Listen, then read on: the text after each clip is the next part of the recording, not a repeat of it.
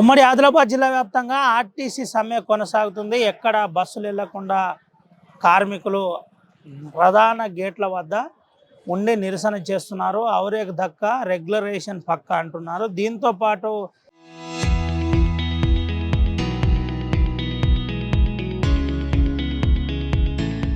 నై చలింగే బస్ కా పయ్యా నై చలింగే అంటున్నారు. మనం చూపెట్టచ్చు ఆర్టీసీ కార్మికుల తాజా దృశ్యాలు. ఆర్టీసీ కార్మికులు డిపోల వద్ద నిరసనలు చేస్తున్న ప్రతి అంశాన్ని మనం క్లియర్గా చూపెట్టచ్చు. ఇటు ప్రైవేటు బస్సుల యజమానులు కూడా కొంత ఇది చేస్తున్నట్టు. బాబు ఏం పేరు అని పేరు? నా పేరు రవి సార్. ఏంది రవణ ఎక్కడి నుంచి? సోమడం నుంచి. ఏంది పరిస్థితి ఏంది? పరిస్థితి ఏంది, మాకు వచ్చే డిమాండ్లు ఇస్తలేడు. మాకు వచ్చే బకాయిలు అన్నీ ఆపేసిండు, ఏమి ఇస్తలేడు. మీరు బస్ డ్రైవరా? డ్రైవర్. ఏంది మరి ఇప్పుడు సమ్మె పోయినరు, రేపు పొద్దున ఇబ్బంది అవుతుంది, మీకు కూడా నోటీస్ ఇస్తారు, ఏంది పరిస్థితి? సమ్మె కానీ ఎన్ని రోజులు అయితే అన్ని రోజులే సమ్మె సిద్ధమే మేము కూడా. అంటే కార్మికులందరూ ఏమంటున్నారు? ఇప్పుడు 4 జిల్లాల్లో ఇదే పరిస్థితి ఉన్నదా? 6 డిపోలలో? 6 డిపోలు ఇదే పరిస్థితి. ఎక్కడ కూడా అంతా ఇదే పరిస్థితి. అంతా ఇదే పరిస్థితి.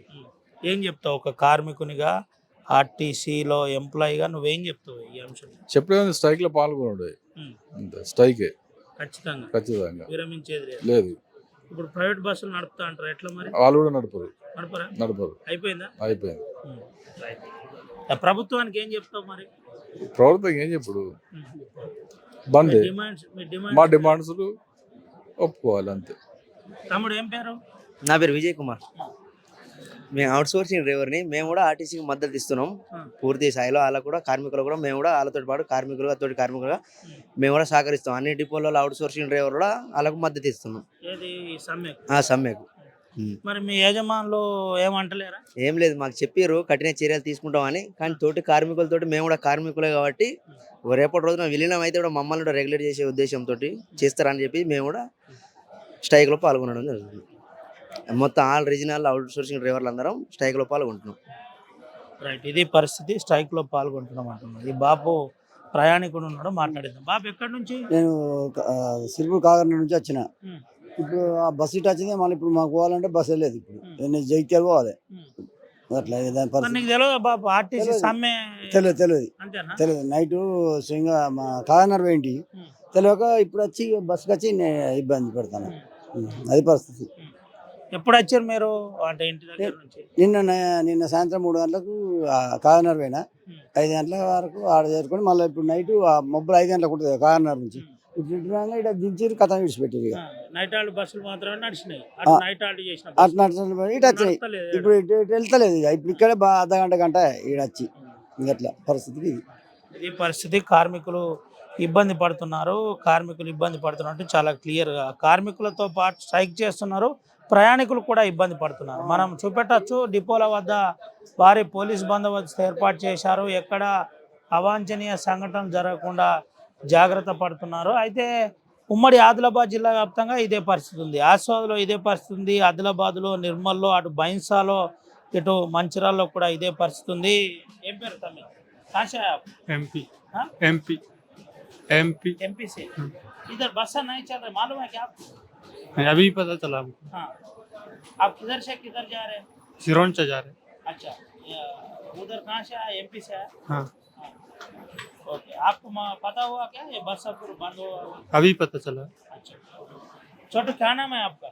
नितेश मरावी। हाँ, कहाँ से आए आप? एमपी। हाँ, इधर बस सब पूरा बंद है बोल के मालूम है क्या? अभी मालूम पड़ा है ना हम लोगों को, पहले से मालूम नहीं था ना।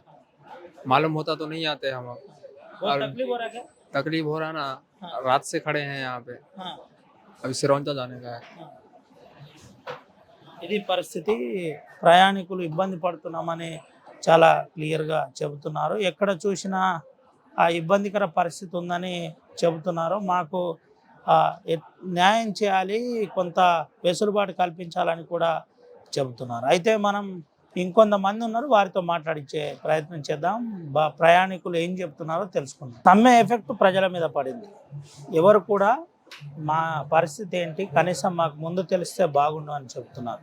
మనం చూపెట్టచ్చు, ఇటు ప్రజలు ఇబ్బంది బస్టాండ్లో వేచి చూస్తున్న పరిస్థితి కనబడుతుంది. ప్రయాణికులు ఇబ్బంది పడుతున్నారు. మనతో పాటు పెద్దమ్మ ఉన్నది, మాట్లాడారు. అమ్మ ఎక్కడి నుంచి వచ్చిరమ్మా? బెల్లం బెల్లంపల్లి నుంచి సార్. బస్సులు బంద్ ఉన్నాయని తెలిసిందా మీకు? తెలియలే నాన్న. ఇప్పుడు వచ్చిన తర్వాత తెచ్చారు. వచ్చినాక తెలిసింది. ఎంతసేపటి నుంచి వెయిట్ చేస్తున్నారు? ఇక గంట సేపు అయినా. ఇది పరిస్థితి. గంట సేపటి నుంచి వెయిట్ చేస్తున్నామని చెప్తున్నారు. సార్ ఎక్కడి నుంచి వచ్చింది సార్? లోకల్ ఇక్కడే ఎక్కడికి పోతున్నారు? హైదరాబాద్ వెళ్ళా. సమ్మె కొనసాగుతుంది తెలుసా మీకు? ఎంతసేపు అయింది? 1 అవర్ అయింది వచ్చి. 1 అవర్ అయింది. సమ్మె అంటే వాళ్ళ ప్రొసీజర్స్ వాళ్ళు కూడా ఫాలో అవ్వాల్సిందే కదా. మనం కూడా దాని గురించి చెప్పాల్సిన అవసరం లేదు. పబ్లిక్ అంటే ఇక పబ్లిక్ సఫరింగ్ ఉంటుంది. వాళ్ళ చేసేది ఏంటంటే వాళ్ళ రైట్స్ కూడా వాళ్ళది కరెక్టే. మనం కూడా దాని గురించి వాళ్ళ రైట్ని కూడా మనం అనలేం. వాళ్ళకి ఏమైనా ఇంటర్నల్గా ఏమైనా ఇన్ఫర్మేషన్ వస్తే వాళ్ళు ఆల్రెడీ ప్రొసీజర్ ఫాలో అవుతారు. విత్డ్రా కావడానికి ఛాన్స్ ఉంటుంది. పోస్ట్పోన్ చేసుకోవచ్చు. ఏం చెప్తారు మీరు ఒక సిటిజన్గా? ప్రభుత్వానికి ఏమైనా అప్పీల్ చేస్తారు?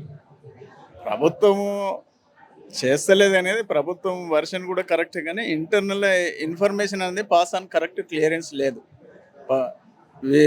మన ఎవరైతే ఆర్టీసీ సర్వీస్ ఎంప్లాయీస్ ఉన్నారో ప్రభుత్వానికి వీళ్ళకి ఏంటంటే ఇంటర్నల్ కమ్యూనికేషన్ ఈజ్ లెస్.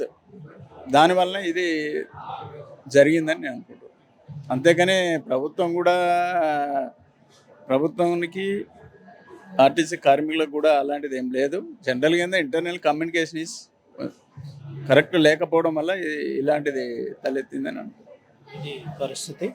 కార్మికులు చెబుతున్న విధానం ఈ విధంగా ఉంది. అయితే ఉమ్మడి ఆదిలాబాద్ జిల్లా వ్యాప్తంగా సమ్మె కొనసాగుతుంది. ఈ సమ్మెలో ఎక్కడెక్కడ బస్సులు నిలిపివేశారో, బస్సులు నిలిపివేయడంతో ప్రయాణికులు ఇబ్బంది పడుతున్నారు. చాలా క్లియర్గా కొన్ని విషయాలు అయితే చెబుతున్నారు. వాళ్ళు చేసే సమ్మెలో కూడా న్యాయం ఉంది, కానీ మాకు ముందుగానే ఇది అంశంలో చర్చించుకుంటే బాగుండు అని ప్రజలు చెబుతున్నారు. ఏది ఏమైనప్పటికీ ఉమ్మడి ఆదిలాబాద్ జిల్లా వ్యాప్తంగా 6 డిపోల్లో సమ్మె కొనసాగుతుంది. 6 డిపోల్లో సమ్మె సక్సెస్ఫుల్గా రన్ అవుతుందని మనకు తెలుస్తుంది. చాలా క్లియర్గా ఒక విషయం అయితే చెబుతున్నారు. సమ్మె ఎట్టి పరిస్థితుల్లో విరమించేది లేదు. ప్రభుత్వం ఈ అంశంలో వెంటనే కిందికి దిగి రావాలి. మాకు 3 ప్రధానమైన డిమాండ్స్ ఏదైతున్నాయో ఆ డిమాండ్స్ నెరవేర్చాలని చెబుతున్నారు.